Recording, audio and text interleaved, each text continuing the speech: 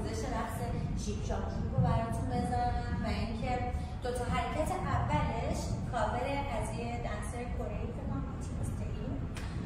چیزی باشه اونو دیدم خوشم اومد و از این جاش به بعد طراحی خودمه. بهتون قول دادم چون خیلی دوستش داشتیم و پیش کردید، قول دادم براتون آموزشش رو بذارم و مرسی که حمایت میکنید، مرسی که برای دوستاتون استان میفرستید. بریم رقص رو یاد بگیریم. این سمت چپ منه، این سمت راست منه. دست چپت رو به بیرون، دست راستت شروع میکنه دایره زدن رو به داخل. یک دو بزن، یک دو. حالا پای چپ میره، پای راستم میره کنارش. یک و دو. حالا دوتاشو با هم میکس میکنیم. یک و دو. وقتی که اینو میخوای زدی باید یه بار سمت راستت یعنی پشتتو بکنی به دور، با پای راستت بری جلو، یه بار با سمت چپت حرکت کنی. پس میشه 4 تا پا. اولی یک دو سه چهار. خودی ضربه میزنه. 3 2 1. 1 2 3 4. وقتی اینجا رسیدی همه رو از روی سر، اول دست راست، سر بیرون، سر بیرون. وقتی داری سرتو میگیری رو به بیرون، بدنتو مخالف اون جهت میذاری. سر بیرون، سر بیرون. حالا پاتو همون قسمتی که داری دستتو باز میکنی، پاتو هم باز میکنی رو به بیرون، یکم خم میشی روی زانوها. ببین اینجوری. پس 1 2 3 4. با نمکم دستت انگار موج میزنه، بدنت انگار داره با موج میرقصه. 2 تا حرکت میری رو به عقب میزنی. 1 و 2. 1 و 2 رو که زدی یه عقب برگشت پای راست، یه عقب برگشت کامل رو تو بکن این و برگرد بیا سر جا. سر سینه باسن موج. دوباره بیارش بالا. یه بار دیگه سر سینه باسن. یه بار دیگه بیارش بالا. پس شد. با نمک هم عقب رو نگاه کن. بیا سر سینه باسن. برگرد سر جاش. 2 تا دست رو بزنی کنار باسنت. بریم کف ببریم. اینجا 1 2 3 4. 4 حرکت دستات باز میشه. 2 تاش رو بدنته، 2 تاش رو به بیرونه. وقتی داری اینو میدی رو به بیرون، باید پاهاتو بکوبی رو به زمین و باسنت رو بدی.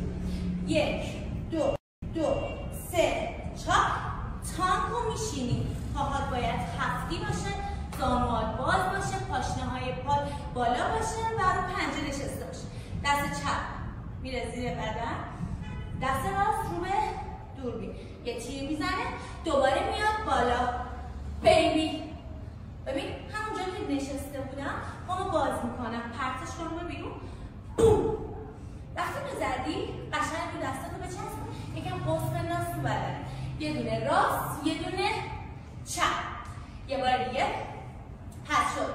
از اول 3 2 1 و 2. راست و چپ. 1 2 3 4. نمک زد. سر سینه پایین بیار بالا. 1 2 3 4. تانگو بیبی. خب بعد از اینکه بیبی رو زدی، بیبی ترت پشته. یه بار دیگه. ترت پشته. پای راست، پای چپ. ضربه در باز، اشاره به پشت. از سمت چپ چرخش. یه بار دیگه. 3 2 ترت پشته. تریلی.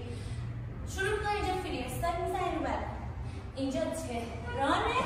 2 تا گام که رفتی عقب، پای راست باز میشه، پای چپ باز میشه. الی. دست میاد داخل بدن، پات کوبیده میشه. الی نیست. موهاتو بزنی خوشگل‌تر میشه. یه بار دیگه. 3 2 1. ترن پشته. تریلی. اینجا تهران دیگه. الی نیست. پات بازه. باید باید برای هر شهری مثل خودش برقصه. با ضرب پاتو جفت میکنی، میکوبی زمین.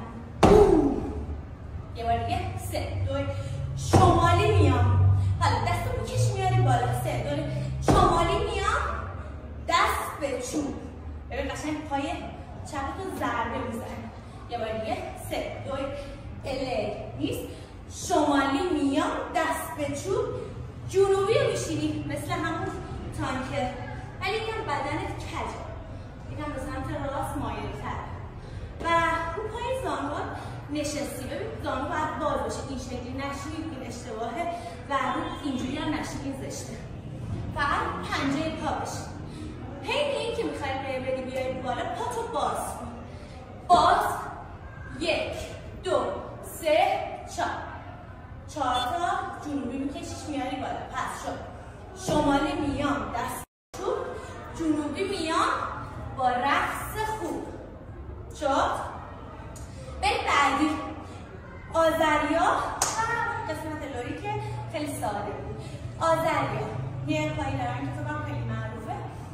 ضربه نشستن، راست بالا، نشستن، چپ بالا. البته برای شما برعکس من میشه. 3 2 1 2 3 4. یه بار دیگه 3 2 1 2 3 4.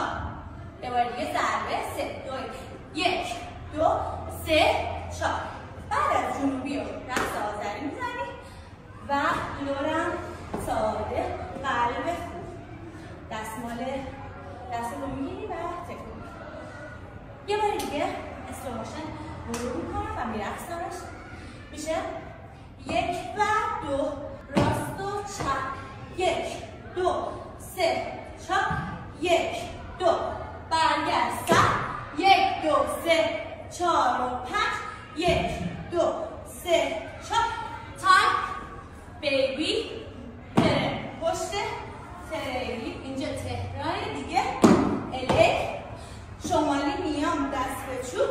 جنوبی میام با رقص خوب. آذریا و لوریو تمام. خب بچه امیدوارم که این رقص دوست داشته باشین، خوب برقصینش و از خودتون استوری بذارین منو ترک کنین. مرسی که از پستم حمایت میکنین. دوستتون دارم. به این